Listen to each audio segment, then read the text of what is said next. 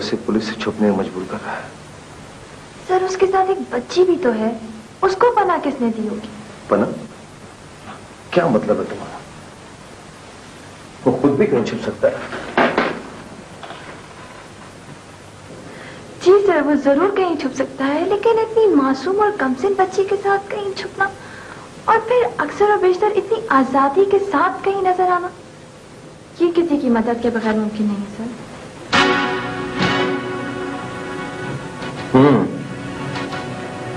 ठीक कह रही हो। मैंने इस तरह तो सोचा ही नहीं। Hello inspector Jamal.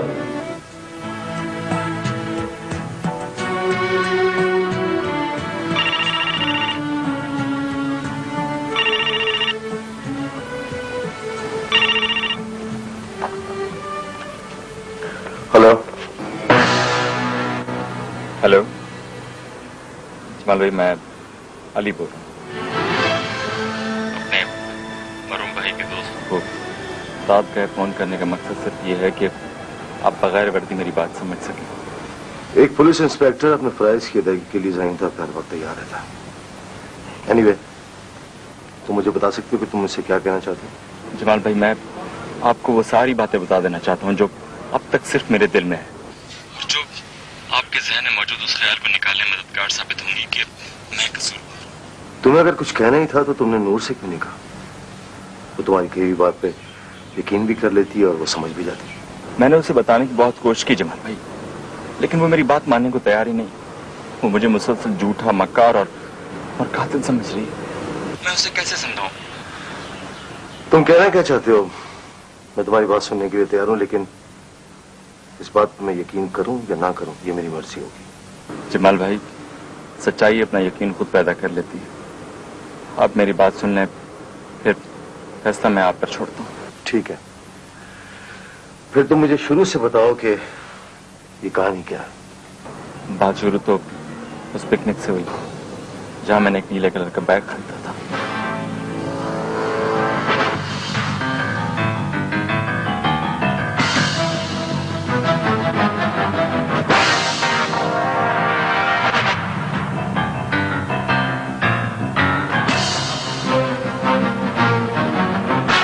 नहीं अली नहीं, तुम उन लोगों को अंडरस्टिमेट कर रहे हो। वो तनहा नहीं होगा जो तुम्हें 2 मरतबा नजर आ चुका है। उनके पीछे एक खतरनाक गुरु जरूर है। वो शख्स अपने ग्रोह से यकीनन वो बैग हासिल कर लेने का वादा करके मेरी तलाश में होगा, और मैं उसी को उसके चारे के तौर पे इस्तेमाल करूंगा। जमाल भाई, तो तुम मुझे वो बैग नहीं दो? नहीं, और आप मुझसे मांगिए भी नहीं। ठीक है, फिर मुझसे कोई उम्मीद मत रखना। मैं समझा नहीं जमाल भाई। मैं समझूंगा कि इस मौजू पे मेरी तुम्हारी कोई बात नहीं है, और हसन और मारिया के केस में मुझे तुम्हारी तलाश रहेगी। मैंने आपको सारी हकीकत बता दी जमाल भाई, अब मेरा ज़मीर साफ। अब आप हेलो।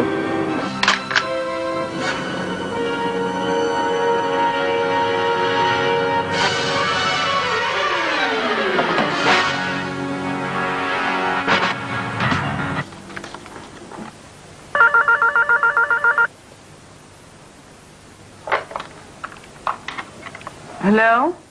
फोन बंद नहीं करा नूर, मैंने तुमसे एक जरूरी बात करनी है। बोलो। मैंने आज जमात से मिलकर उसको सारी बात बता दी। तुम झूठ बोल रहे हो? मैंने उनको सारी बात बता दी जो तुम सुनने में तैयार नहीं, कि वही मेरी मजबूरी है। तो क्या जमाल ने तुम्हारी बात पे यकीन कर लिया? यकीन तो उनकी आंखों और चेहरे से जाहिर हो रहा था, लेकिन उनकी जबान कानूनी अल्फाज अदा करती रही कि मैं खुद को पुलिस के हवाले करके वो सबूत ही पुलिस के हवाले कर दूं जिनकी मदद से मैं खुद उन कातलों तक पहुंचना चाहता हूं, ताकि अपने भाई और भाग के खून का बदला ले सकूं। तो फिर तुमने क्या जवाब दिया? मैंने इनकार कर दिया। तो फिर मुझसे क्या चाहते हो? तुमसे तो मैं रुबाब के सिलसिले में मशवरा करना चाह रहा था। रुबाब के सिलसिले में? क्या हुआ रुबाब को? रुबाब का स्कूल खुल गया, मैं उसे ले जाना और लाना नहीं कर सकता। वो लोग मुझे और रुबाब दोनों को पहचानते हैं। ओह, तो ये बात है। जमाल ने तुम्हें नहीं बताया कि तुम्हारे वालिदैन कल सुबह की फ्लाइट से आ रहे हैं। क्या बाबा और माँ यहाँ आ रहे हैं? वो कहाँ ठहरेंगे? ठहरेंगे तो वो हसन भाई के घर, लेकिन वहाँ पुलिस का सख्त पहरा है।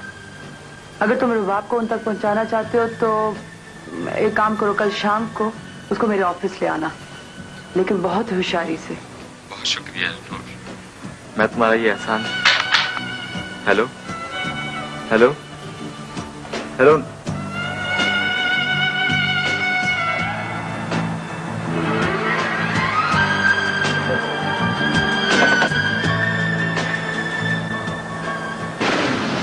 जो सही मानों में हेलो।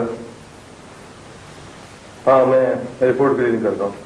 अगर तुम चलना चाहो तो तुम्हें भी रास्ते से पिक कर लेता हूँ। नहीं ठीक है, मैं तुम्हारा हसन भाई के घर इंतजार करूंगी। चलो ठीक है, तुम वहां जाके देख लो कि सफाई वगैरह हुई है कि नहीं। तूने पूरे घर की सफाई करवा दी है? मेरा मतलब है वो बेडरूम। हाँ, सब कुछ। और उनके खाने का इंतजाम? वो मैंने अपने कुक को भेजा है, ग्रोसरीज वगैरह लेकर पहुंच गया होगा, लेकिन वो डोंट वरी, अम्मी ने लंच का इंतजाम कर लिया है। मैं अम्मी के साथ लंच लेकर वहां पहुंचती हूँ, ठीक है? ओके ओके, खुदा हाफिज। ठीक है।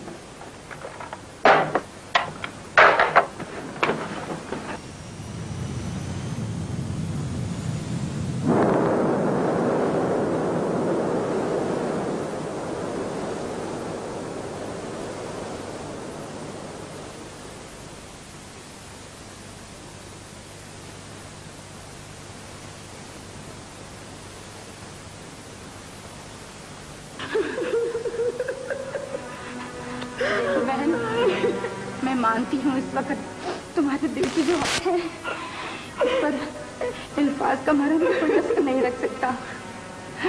ये तो इतना बड़ा गम है कि लफ्ज अपनी अहमियत खो देते हैं।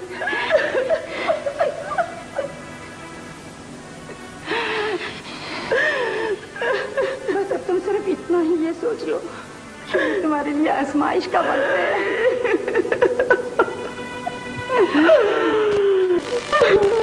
कर रही है, मुझे पता है,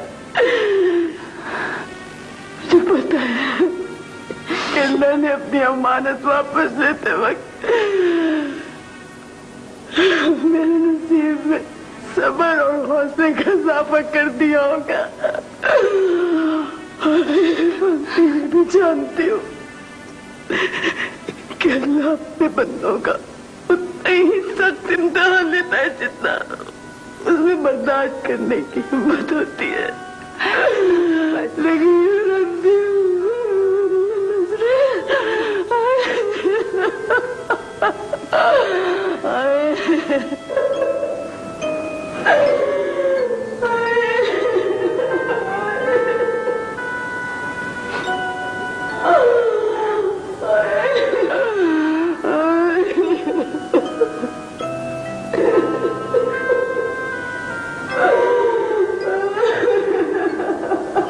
बस करो खतीजा, खुदा के लिए बस करो। इस तरह रो रो कर तुम अपनी तबीयत खराब कर लोगे। वो अंकल, आपका और आंटी का सामान मैंने इस वाले कमरे में सेट कर दिया। वहाँ फोन भी और कॉल बिल भी लगी है। अच्छा मैं ऑफिस जा रही हूँ। नूर बेटी, वाकई इस वक्त तुमने बेटियों की तरह ही काम किया। जीती रहो। अंकल जमाल कहाँ है? बेटा वो बाहर गार्ड्स की ड्यूटियां लगा रहा है। बेटी, मैं खाना लगाती, तुम खाना खा के चली जाना। नहीं अम्मी, बिल्कुल दिल नहीं कर रहा। शाम को मैं सीधे यहीं आ जाऊंगी। अच्छा बेटी, खुदा हाफिज। खुदा हाफिज अंकल।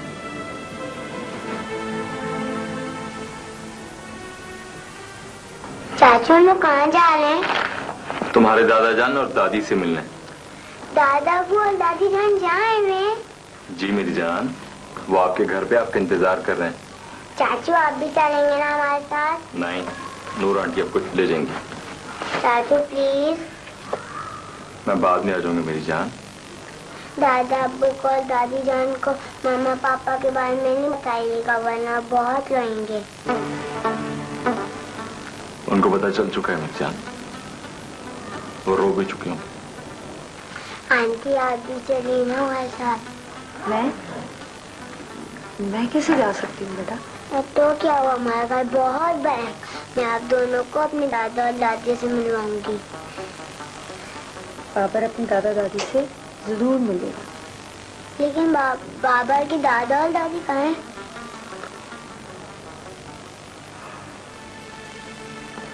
चलो बेटा, देर हो रही है।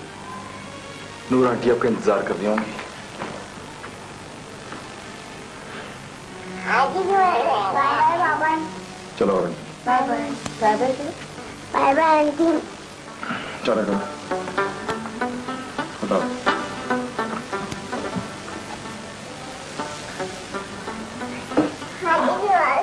आजी के पास नहीं, फिर चलेंगे आजी के पास।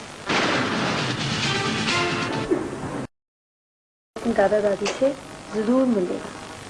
लेकिन बाबर की दादा और दादी कहाँ हैं?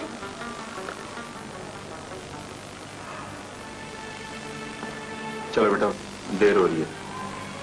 नूर आंटी आपका इंतजार कर रही होंगी। बाय बाय बाबा। चलो और bye bye bye bye bye bye aunty. चलो बेटा, बताओ।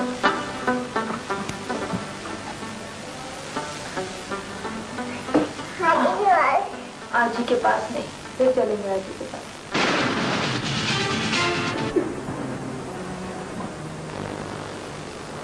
हसन की माँ, तुम यहाँ हो और मैं तुम्हें कमरे में देख रहा था। मुझे कहाँ जाना है अब?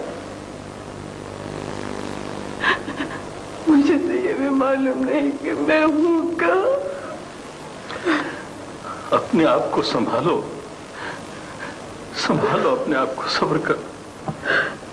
अभी जमाल बेटा आएगा, वो हमें कब्रिस्तान ले जाएगा। लेकिन वहां तो सिर्फ मेरे एक बेटे और एक बहू की कब्र है। क्या मतलब? मैंने 2 बेटे खोए हैं, जिनके बाबा। वहां जाके मैं किसको रहूंगी? उसको जो कब्र में मीठी नींद सो रहा है, या उसको जो जीते जीते पत्थर भटक रहा है। मत नाम लो, मत नाम लो उसका मेरे सामने। उसके जिक्र से मुझे तकलीफ होती। क्यों ना नाम लूं मैं उसका? क्या मैंने उसको जन्म नहीं दिया? क्या इन हाथों ने उसकी परवरिश नहीं की? मरने वालों का सब्र तो खुदा खुद ब खुद दे देता है।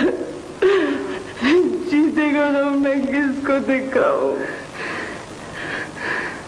मैं सोच भी नहीं सकता था खदीजा, मैं सोच भी नहीं सकता था कि बुरे दोस्तों की सोबत में उसका दिल इतना सख्त हो जाएगा, इतना सख्त दिल हो जाएगा कि बसकुशी का खूनी खेल खेलते खेलते वो अपने खून की पहचान भी भूल जाएगा। तुम कुछ भी सोचते रहो, जमाना कुछ भी समझता रहे, मैं उसकी माँ हूँ। मैं जानती हूँ मेरे बेटे ने कुछ नहीं किया, ये इसके ऊपर इल्जाम है। अगर उसने कुछ नहीं किया तो फिर क्यों छुपता फिर रहा है वो सबसे? क्यों? मैं तुमसे पूछती हूँ, तुम बताओ कि अगर उसने ऐसा किया, उसने ऐसा नहीं किया, उसने ऐसा नहीं किया, कोई भी बिला वजह अपने सगे भाई को नहीं मार सकता, नहीं मार सकता। जवाब दो, बोलो तुम मुझे जवाब दो। नहीं, मुझे जवाब दो, जवाब दो मुझे।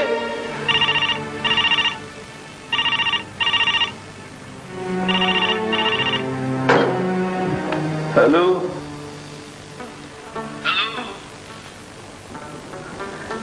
कौन है भाई? बोलो तो सही। हेलो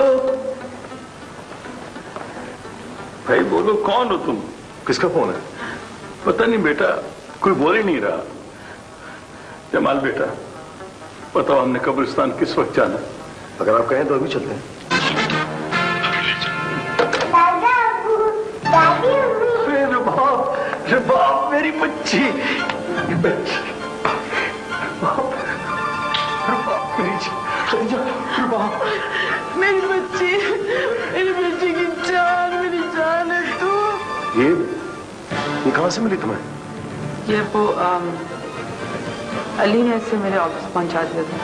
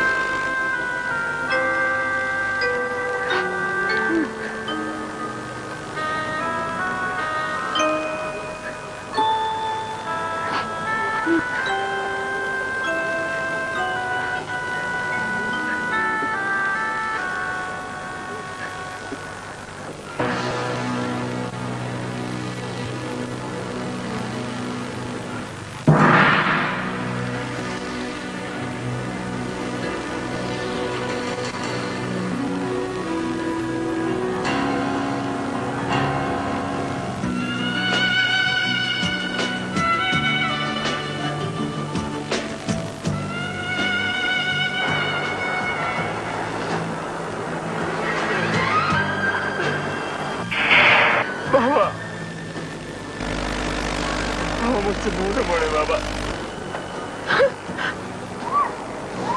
बाबा,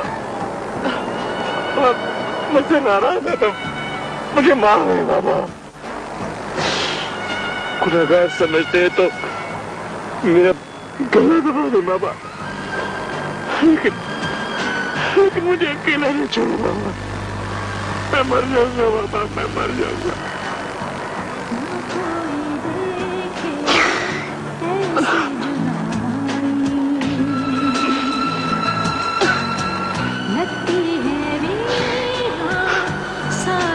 चले जाओ अली, चले जाओ। मैं अपने बेटे की कब्र पर खड़े होकर उसके कातिल को अपने सीने से नहीं लगा सकता। चले जाओ परनो।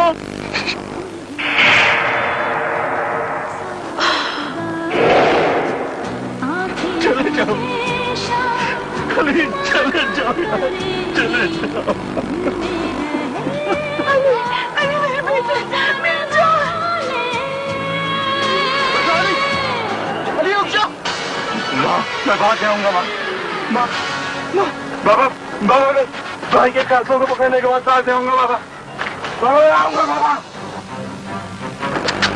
अली, अली रुक जाओ।